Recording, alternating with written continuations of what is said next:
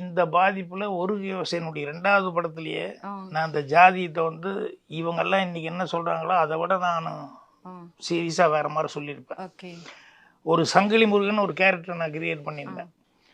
அவருக்கு கடைசி வரைக்கும் அவருக்கு பேரே முருகன் தான் அவர் பேரு. அந்த படத்துல சங்கிலின்னு நடிச்சதுனால ஒரு யோசையில அவருக்கு பேரு அன்னையிலேருந்தே சங்கிலி முருகன் ஆயிப்போச்சு.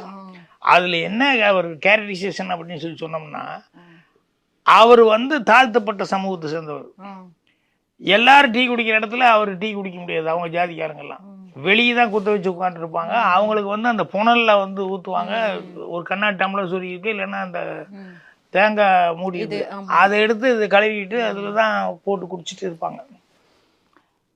அவன் வந்து அந்த ஊருக்கே காவலாளி மாதிரி நைட்ல எல்லாம் சுற்றிக்கிட்டு இது பண்ணிட்டு இருப்பான்.